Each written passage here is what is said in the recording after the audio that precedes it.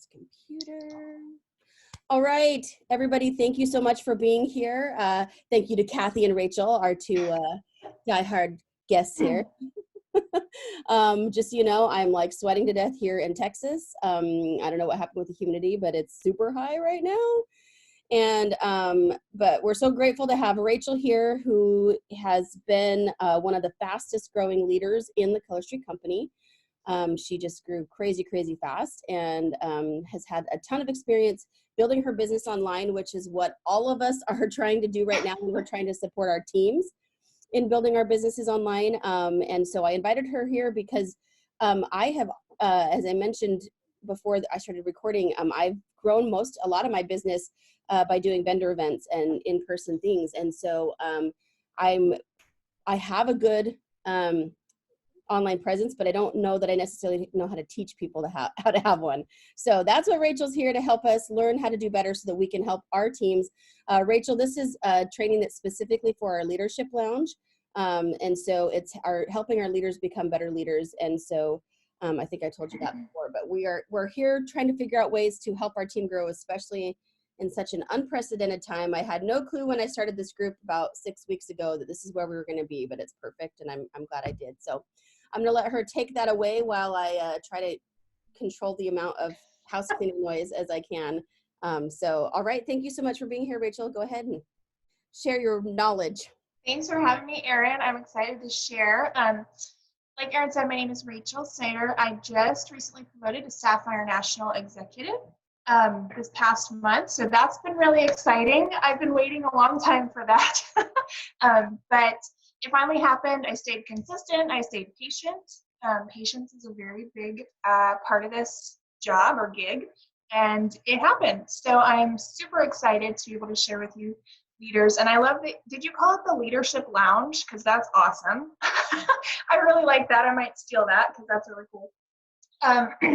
But being a leader can be a little bit tricky. So we have to be able to navigate our own business as well as navigating our team. So I'm going to touch a little bit on your personal business online, and I'm also going to touch a little bit on managing your team online. First of all, being on social media is kind of a little tricky. You kind of have to learn as you go. That's how I've done it. Before I started Color Street, I really wasn't into marketing or anything like that, not sales. I'm actually a nurse, a registered nurse, and I was working full-time as a nurse when I started Color Street. And so this was something I had to learn myself. I taught myself. I did a lot of self-teaching, actually via YouTube. That was kind of my best friend when I first started, as far as learning how to navigate social media, how to navigate Facebook especially. And we know that there's a lot of different platforms that we can use for social media. We've got Instagram, we've got Twitter, we've got TikTok now, we've got Facebook. We have all of those, and really the main thing is pick one, master that, and then move on to the next one. You don't want to kind of dabble in all three of them or all four of them, however many, because if you just dabble, you're not going to get the presence that you normally would if you focus on just one. Those other ones aren't going anywhere, so don't worry about the other ones. When I first started, I kind of tried to dabble in all two of them, really. I really wasn't into much other than Instagram and Facebook, but I really tried to focus on Facebook because that's where my comfort zone is, and that's where I was able to really grow my business and focus on connecting with people. Since we're doing this pretty much all online right now, this is especially important to connect with people. So adding at least 5 people a day that you don't know, that is really important. And I know that you probably get friend requests from people you have no idea who they are all the time. Start accepting them. And I know that can put people a little bit outside of their comfort zones, especially if you're a very private person. But let me tell you, if you want to be successful at this business online, you have to start moving out of that comfort zone and into a more social place. Those of you who do vendor events like Erin and Kathy, you are social with people you don't know in person. So just because you've moved onto a social platform doesn't mean you need to change that. Now, you don't have to share pictures of your kids or personal things with the whole wide world. You can kind of monitor that by making your color streak posts public, keeping your private posts private. You can actually change that setting when you're posting, but you really need to expand and venture out of just your little community, or else your business is not going to grow. You have to make your connections and your network get bigger every single day. Now, I'm going to kind of move over into parties, Facebook parties. Some of you may do a lot of those, some may not do very many, and that's another comfort zone kind of situation. You really have to just let go of your fears, and I'm sure Erin has templates. I know Kelly has templates that we can use for Facebook parties and things like that. I typically tend to use a group setting. I don't like events because I don't know, I just don't like events. I like group settings because I can schedule posts out. I don't have to worry about sitting in front of my computer, sitting in front of my phone all the time to make sure things are getting posted. So I really rely on Facebook Scheduler to really help me plan out my parties. And that has been very successful for me, especially in the last couple of months. I kind of ventured away from parties for a few months over the holidays, which probably wasn't the best thing for my business, but I kind of focused more on my VIP group in those months and did some other things that I'll talk about. But I've gotten back into parties because I recognized that my network wasn't growing, and that is so super important. Every person that comes into your parties, your nail bars, friend request them.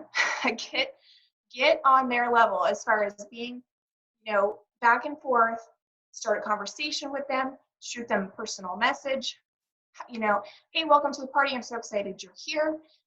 The value of personal messaging online is huge in this business.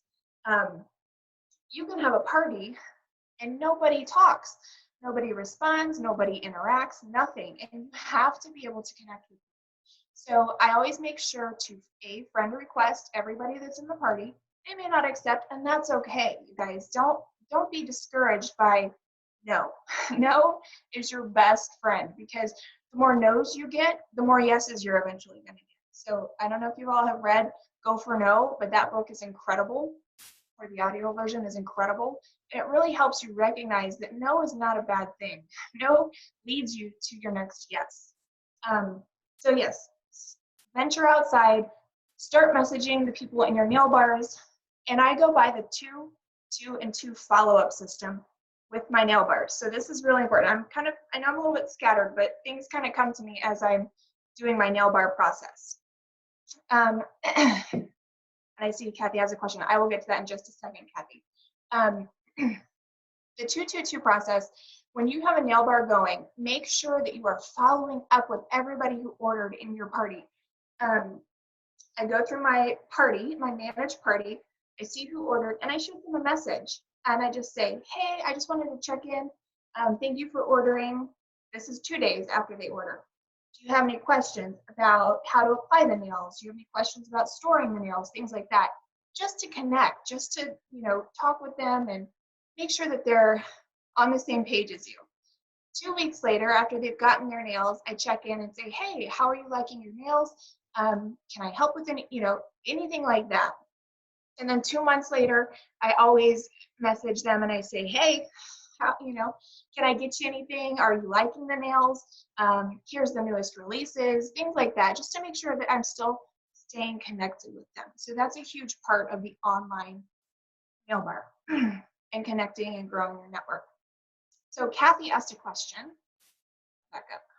She said, if someone has fallen away from posting daily on Facebook, what steps can they do to get back into a favorable spot with Facebook algorithms? Interactive posts. That is your best friend.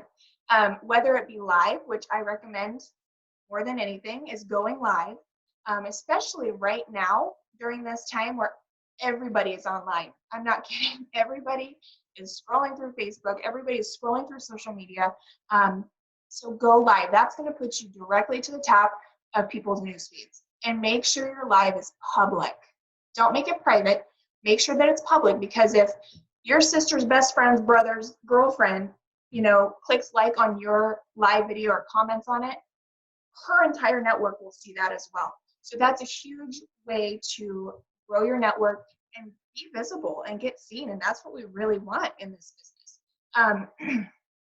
For instance, I told my team last week, I'm kind of doing like a steps to BQ with my team, kind of giving them some ideas of what to do online.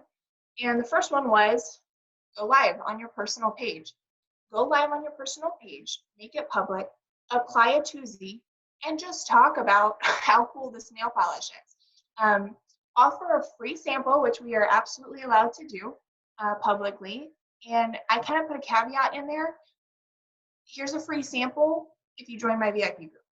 As simple as that. I'm sending out free samples for anyone that joins or hops over into my VIP group. It's a great way to grow your group. It's a great way to get people in there and talking about it.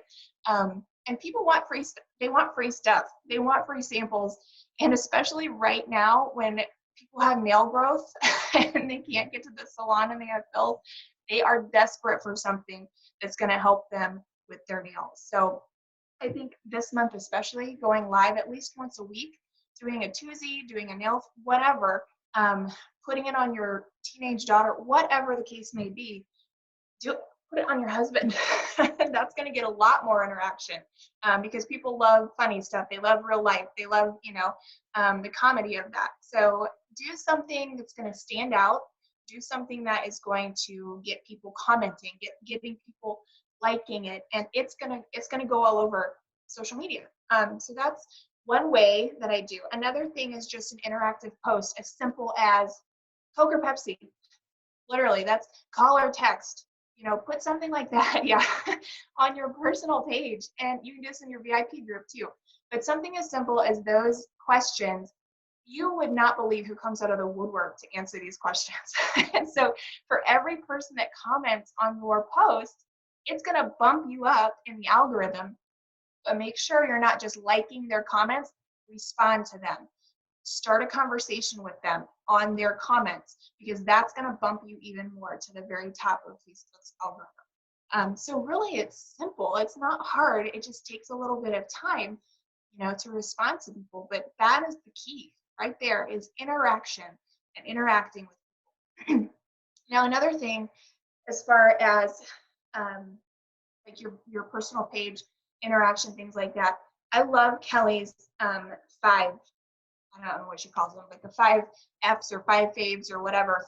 I always try to kind of cycle between 4 or 5 different things so people know to expect that from me. So I post, my husband and I do a lot of remodeling. We do a lot of house stuff. So I post pictures of our progress on that. My son, I post a lot of my son. I like a lot of comedy. So I try to post a lot of funny things. I think that's enlightening to people. I think people need that, comic relief a lot of the time. So I really try to do that. People know I love sports, football, and baseball, so I'm always posting about that. And then I also post a lot of nail fees, but I really try hard not to be salesy when I'm doing my nail fees. I try to use attraction marketing. And if you don't know a lot about attraction marketing, this is something that I YouTube a lot and really put some time into learning about, because you don't want people to see your post and be like, oh, she's trying to sell me something. Click, buy, scroll. People just don't like that. I don't like that.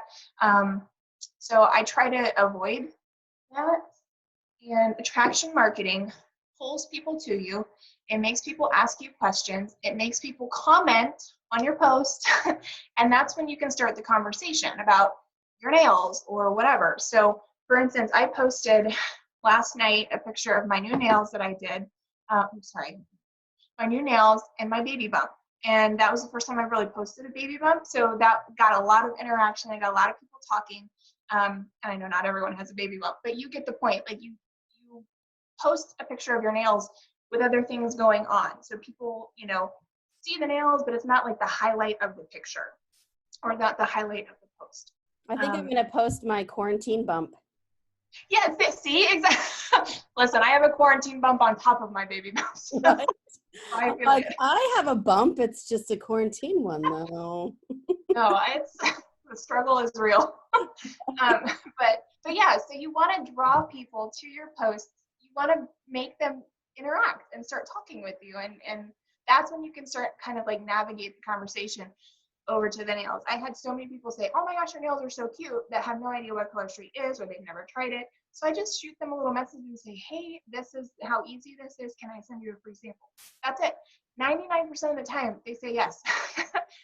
People, like I said, people love free stuff. And you're solving a problem that a lot of people have right now. And that's another key. You don't want to sell people stuff. You want to sell them a solution to their problem. That's huge when it comes to online sales.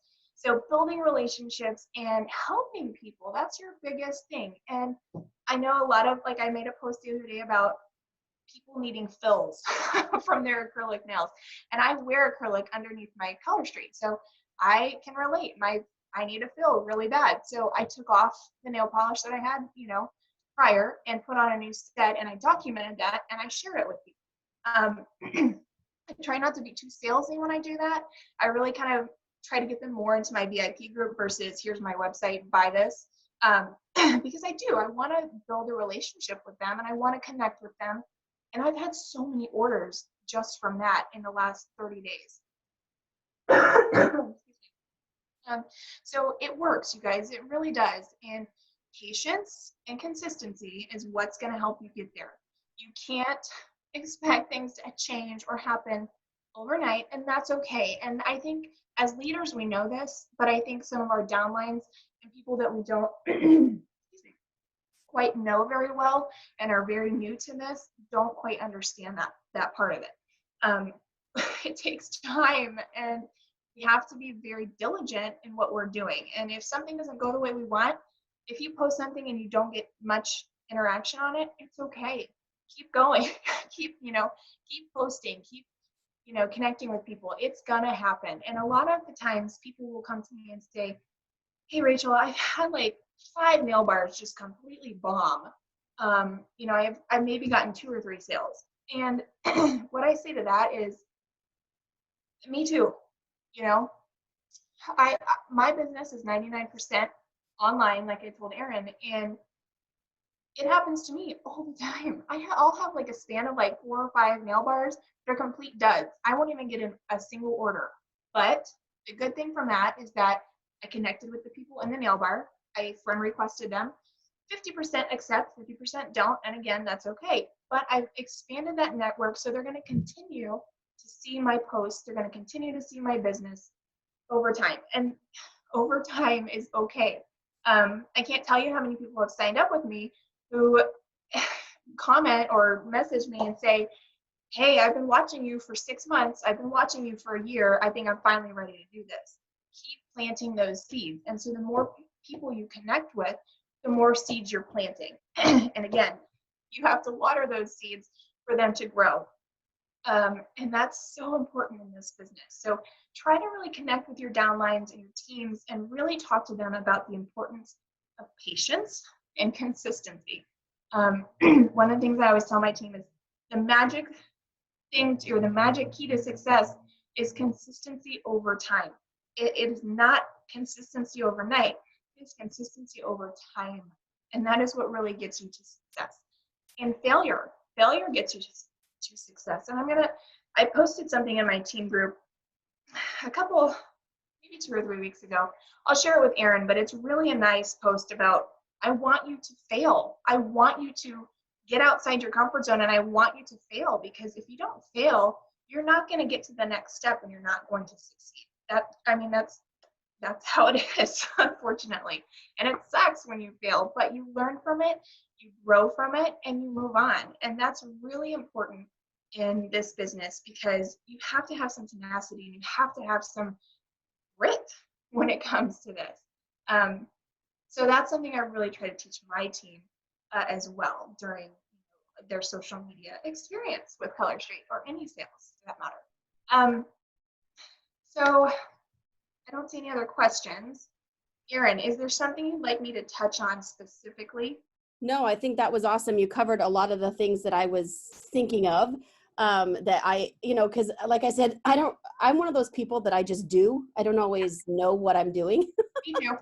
And so, No, me too. it's nice to have other people share, because as you're talking, I'm like, oh yeah, that's totally what I would have said. Totally what I would have said. Yeah. One of the things I want to point out to all of you guys is the fact that she talked about how much research she did in learning how to be an attraction marketer. So it's not just like, I mean, we all know that Rachel's pretty and she has good things going for her, but you can't just be like, well, I'm cute, I'll just post a picture and that'll attract people to me. There's so much more that goes into that. So maybe one of the things you can do for your team is do a little research and find those articles and find that information that talks about attraction marketing.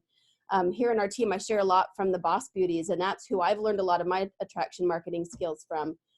So do research and help them see that it, like she said, I love that you said it's consistency over time, not consistency overnight. That's amazing, because it's so true. And is this your first direct sales company, Rachel? It's not actually, but it's the first one I've ever had any success with. There you go. I've done like Beachbody, and I did It Works back in the day, and I did Mary Kay at one point, and I never got anywhere. I think I maybe had 2 customers ever in my entire direct selling. Oh, you guys, I totally baited her on that because I knew it wasn't her first one. Yeah. But I just want you guys to see that. So one of the fastest growing people that Color Street has had didn't start out, she has done other companies and she's done other opportunities. And not to say that if this is someone's first company or their first time in direct sales, they can't make it work. But what would you say were the main things that you did differently with this company that you didn't do with the others? Would it be that research? The research for absolutely. And I think experience as far as I don't want to say age, but just recognizing that social media has changed over the last several years, and it's becoming more and more prevalent, and utilizing the resource that we have with online, and just knowledge to know that I need to put in the work and I need to be able to do for myself and not depend on other people, really helped me with that. And touching back on that failure aspect of it, I failed hard with the other ones. Like, I wasn't as motivated. I wasn't, into it. I wanted to make a buck. That is what I wanted to do. I wanted to make a bunch of money, and that wasn't the right reason to do what I was doing. First of all, I had to find something that I was passionate about. I had to find something that I absolutely believed in and loved. I signed up with Color Street and I had not even tried the product yet, you guys. Me too. I saw Kelly post about it and I'm like, what the heck is she focused? What is this? Like, what is Color Street? And I messaged her and I said, okay, you got to tell me what this is. I need to know. And she told me, and I'm like, holy crap, that's genius. I stopped doing my nails altogether because I hate nail polish, period. So when I saw this, I was like, oh my gosh, this is going place. I knew it was going to go somewhere because truly it was amazing. I jumped in and I was like, I'm going to take advantage of this because I know that there is potential with this. So I really put in the work. I didn't just expect it to happen like I did with the other ones. I put in the work. I researched, I shared it. I shared the crap out of it because I believed in it. I couldn't wait to get this product on my friends. And it really just exploded from there. My friends thought the same thing. They're like, oh my gosh, this is genius. Like, where has this been? And I'm going to touch on another topic real quick. I know we're probably running late on time, but I have the majority of my frontline leaders and my team are all in my area. So they're not spread all over. We are all here in a very close proximity. So that tells you can still grow this business and still work this business in your area if there are other Color Street representatives near you, because there is more than enough Color Street to go around. And even with my leaders, and I probably have 2,000 people in my area that sell Color Street, not even joking. I have a team of about 5,000 people right now, and I'd say 2020, half are here in my surrounding areas, and we are all super successful. And you would be shocked at how many people have no clue about Color Street. When my husband and I would go out to the bar or dinner or whatever, and we would share or talk about it, they always would comment on my nails. They're like, what's Color Street? I don't know what you're talking about. And it would shock us because we have so many stylists in this area, and yet so many people don't know about it. So don't be intimidated by the fact that there are numerous stylists in your area, or whatever the case may be. That, I know that's a big issue with potentials coming on. They're like, oh, well, there's stylists here. I don't think I'd be very successful. You can be successful in this business without being the only one around. I promise. Yeah. So, and social media helps you to expand beyond right in your neighborhood. It really helps you to expand nationwide, truly. True. I 100% agree with that. I personally don't believe in oversaturation because, like you said, we have our online social networks.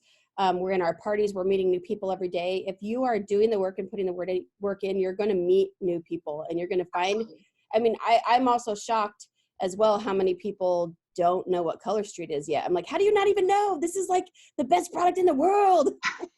It's shocking. It literally shocks Danny and I when we go out and people have no idea what we're talking about.